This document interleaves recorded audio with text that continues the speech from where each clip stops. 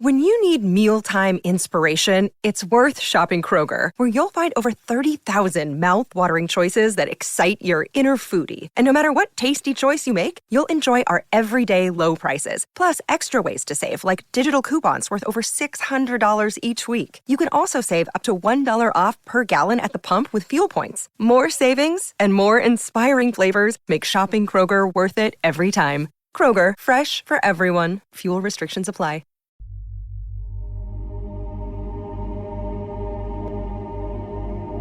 What good would Walter be? He can't help row the gondola, you know, said Angela. We were talking over our planned visit to Podolo the next day. And what will he say, I asked, if he comes back from his business and finds no wife to welcome him? On the contrary, said Walter, I've often wished such a thing might happen. And so, after much discussion with this lately married, charming, devoted couple, we agreed that Podolo should be the goal for tomorrow's picnic. I felt rather silly, for everything I had said about Podolo was merely conversational exaggeration, meant to whet their curiosity, like a newspaper headline. And I knew that when Angela actually saw the dull little island, its stony and inhospitable shore, littered with broken bottles and empty tins, she would think what a fool I was. So I took back everything I said, called my own bluff, as it were, and explained that I avoided Podolo only because of its location. It was 4 miles from Venice, and if a boisterous wind picked up, as it sometimes did, without warning, we should find getting home to be difficult. Next morning, in brilliant sunshine, Walter gulped down his breakfast and started for the station. I stood on the balcony watching his departure. It seemed hard that he should have to spend 6 hours in a stuffy train.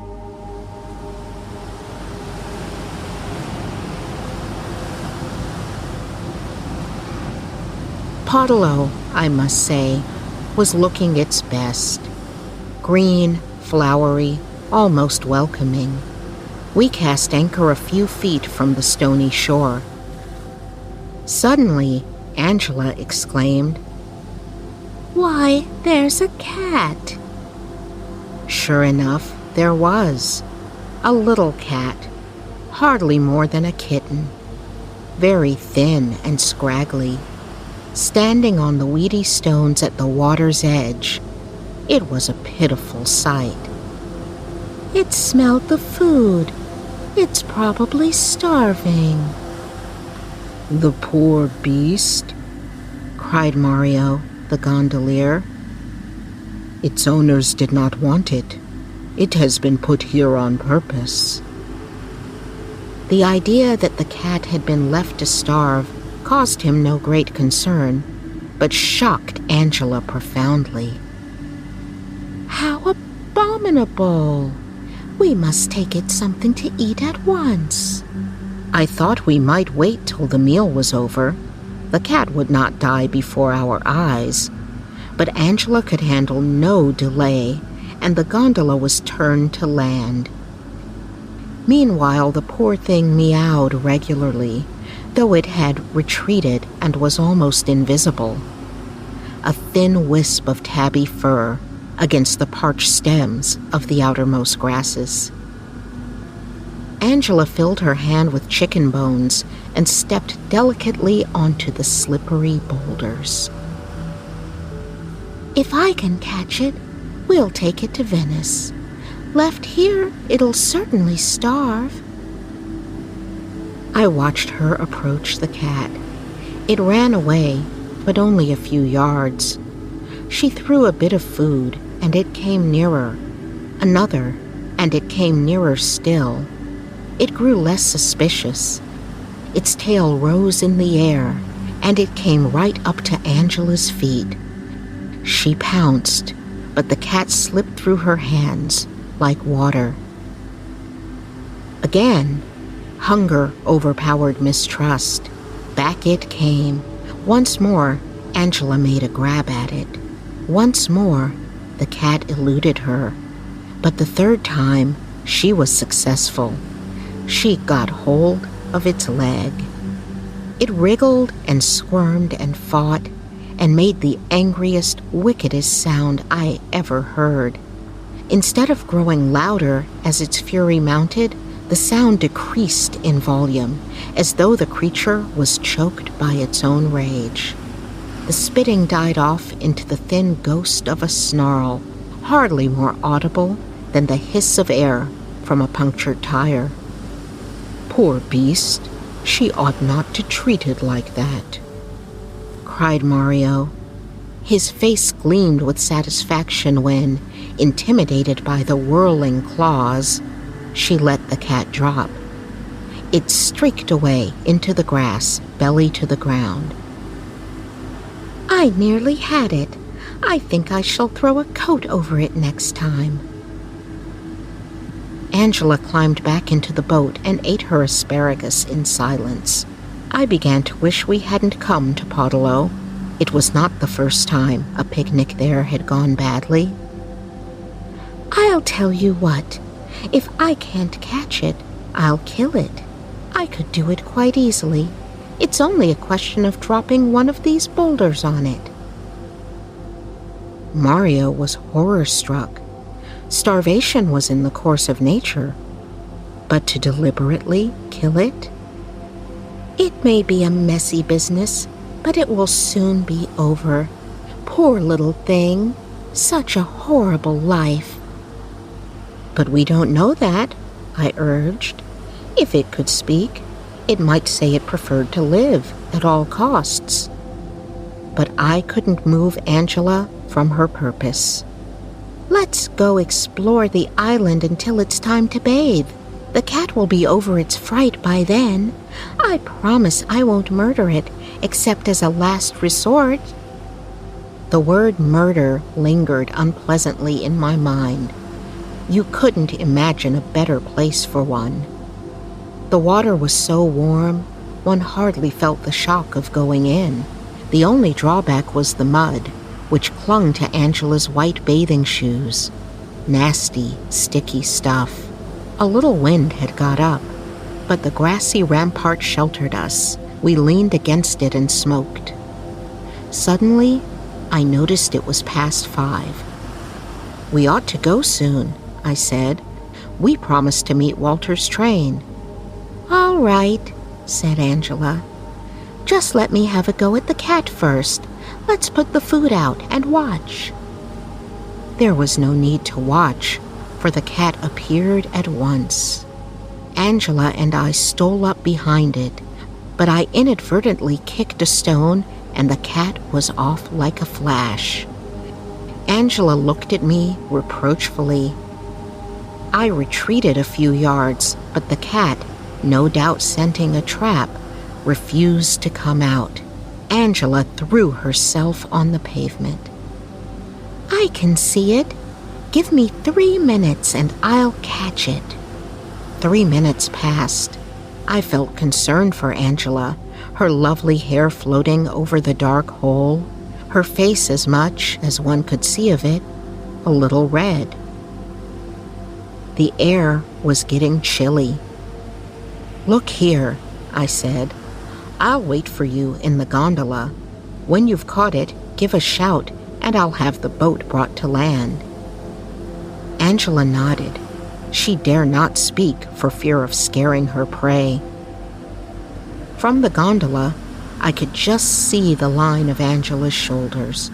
Mario stood up, eagerly watching the chase. She loves it so much that she wants to kill it.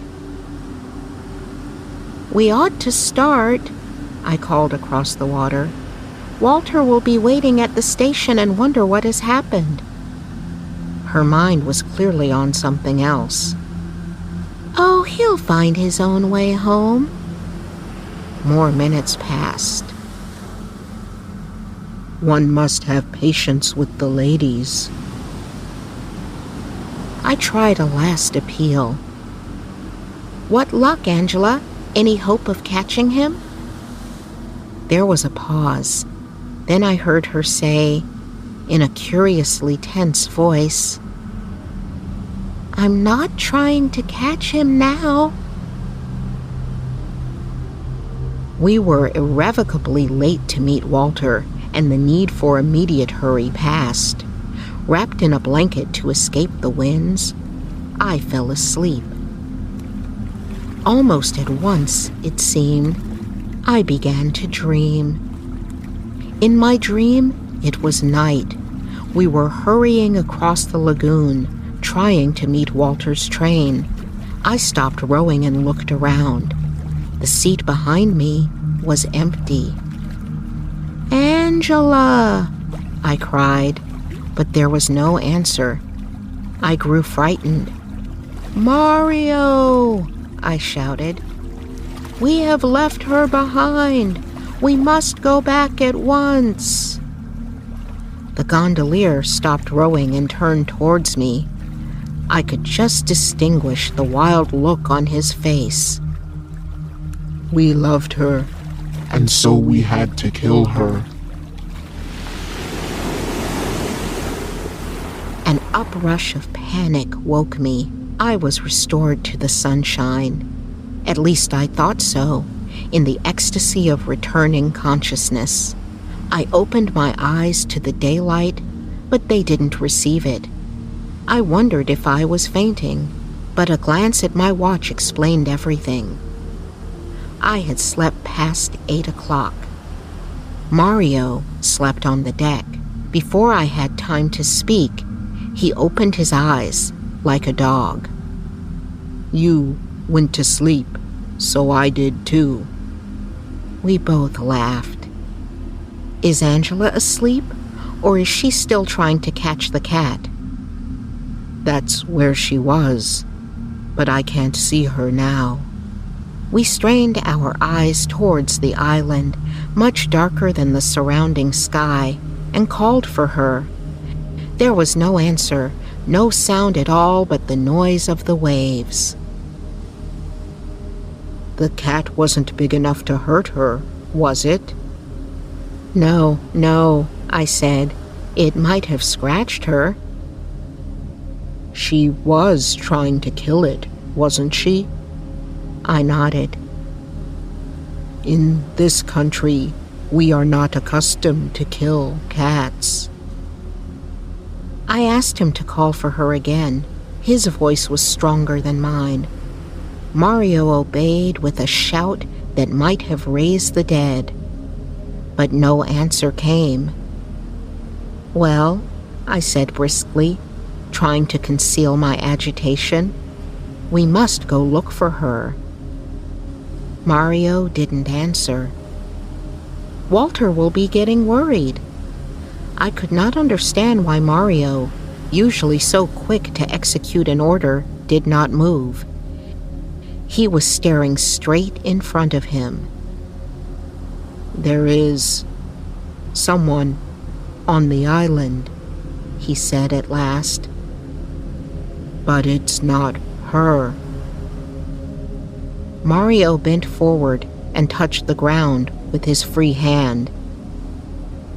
It was a man, then? I asked. I have a pocket knife, but the blade is only so long. Within a couple of minutes, we had beached. Mario kept the oar in his hand. We were standing by the place where we had last seen Angela. The grass was broken and bent. She had left a handkerchief as though to mark the spot. Otherwise, there was no trace of her. He must have anchored round the other side, I said, but let's look here first. It didn't walk like a man.